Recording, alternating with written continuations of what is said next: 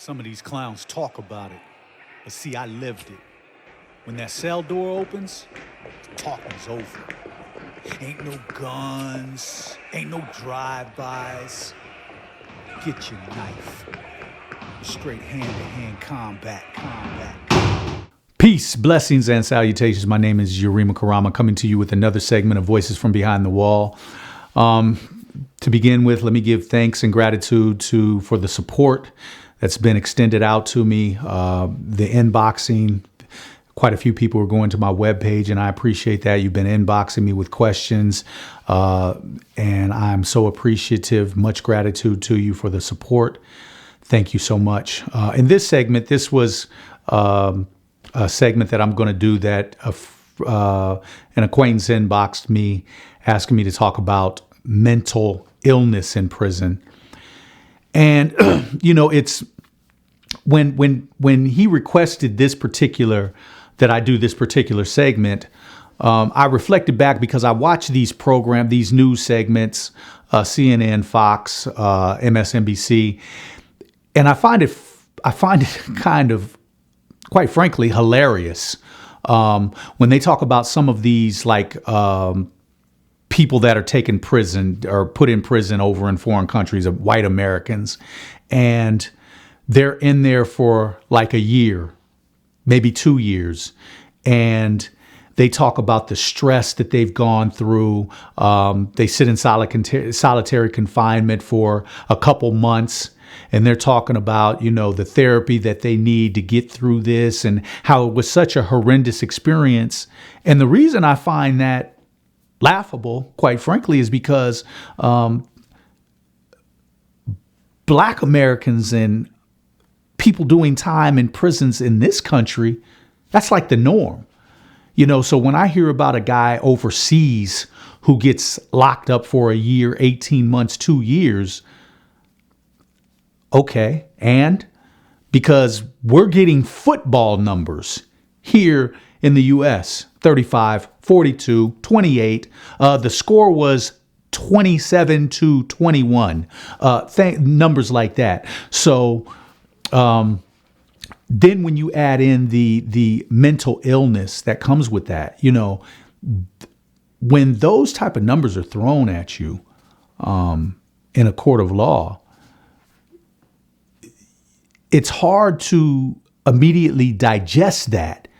You're standing in a court and a judge says, hey, you're looking at you're sentenced to 35 years. And in federal court, they're not even going to tell you they don't give you the number like that, 35. They give it to you in months. So you're sentenced to 365 or 360 months. And then you start to calculate and say, oh, okay, that's 30 years. Yeah. And then you have to do 26 years, 4 months on that. It can be a real shocker. And sometimes it doesn't hit you right away. Sometimes it hits you later on, like, wow. So I remember we'll call him Royce Sam. I remember Royce Sam. He had come back from court one day, and he had gotten sentenced. And Royce Sam had a big case. They had him as a drug kingpin, and he came back from court one day, and he was talking about. Well, I asked him. I said, we were in the federal holdover. I hadn't gone for my sentencing yet, and he was coming back from his. So I said, well, what'd they give you, man? And he was like, I got 10 years, And I was like, well, I'm thinking to myself, wow, and I didn't want to be like, well, that's good. But I'm thinking to myself, like, for the type of time, and I had seen people coming back from court who were pleading out to 10 years. And so I'm like, for the kind of time that you went to trial, I'm thinking to myself, okay, that wasn't too bad, but I didn't want to say that to him. So anyway, the next day, newspapers are delivered, to our block. And the next day, front page headlines, you know, Rolls Royce Sam. And they didn't call him Rolls Royce Sam. They called him by his name. I'm just using that right now. But Rolls Royce Sam receives 65 years. And I was just like, wow, man. You know, I thought he said 10 years. And so we talked later. And he was just like, Urema, I just want it to be 10, man. I just, because he was given a chance to actually plead out. And he didn't. And so when he took it to trial, got found guilty, he was devastated. And so when we start talking about mental illness, this brother broke down from like from the get, like, I just want it to be 10 years. And, you know, he wasn't mentally right after that. And so when you get those kind of numbers and you start looking at your future, you know, and we don't like to, especially in the African-American community, we kind of tend to want to sway away and not talk about mental illness just in our communities. Forget prison, but just in our communities. And now when you get into the prison aspect of it, because they have cut out so many mental institutions, mental hospitals, they're sending those people to prison. I know in 2003, I talked to a psychologist and I was taking a class in prison, and I talked to this guy and I made the comment like, you know, and it was just off the wall, off the cuff comment. I was like, you know, a lot of these guys in here are crazy, man. You know, they need to be in mental institutions. They're nuts. And he pulled me to the side later on and he was like, you don't know how true that statement you just made is, because he said, you're absolutely right. A lot of these guys should be in mental hospitals. He said, but the problem is that because they're cutting back on funding, because they're trying to save money, they have actually emptied the mental institutions, have shut them down. A lot of those people they put on the street, and then the people commit crimes. Where do they go? They send them up here into the prisons. And he said, so you don't know the background. Other people who have their full cognitive thinking, they don't know the background of these individuals. So these individuals come up in here. Some of them are violent. Some of them have violent tendencies. Some of them have other tendencies. They're on major medications, and you're not privy to this. Some of the staff members aren't even privy to this. And then they do something, and then if you are protecting yourself or you get into an altercation with them, you know, you become responsible. Then they're trying to take you back to court to give you a new charge. And you don't even know that this person should have been in a mental hospital to begin with, shouldn't even have been in prison. Another individual I knew, we were actually in the hole together. And this guy was another guy on a big drug case. He was in the cell next to mine, and solitary confinement has a way of, it can drive some people crazy, especially for, if you're in there for an extended period of time. I never minded solitary confinement because I'm an introvert. So, solitary confinement, I have no problem dealing with myself. And I love quiet. I have since I was a kid. A lot of times people can't deal with the quiet. You know, quiet will drive them nuts. They have to have noise. They have to, you know, some people have to be talking. They have to be engaged. They can't stand the quiet.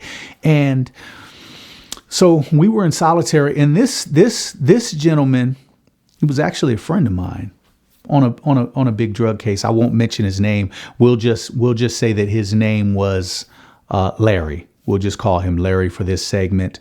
And some of the people who kind of have been down, they will probably know the gentleman I'm talking about. But he was on a big case from way back in the, you know, mid 80s.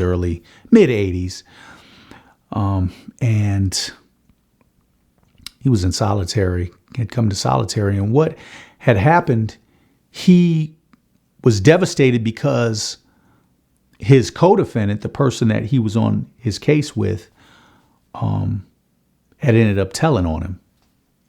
And which this guy you would have never thought would have, turned into a turncoat, rat, snitch.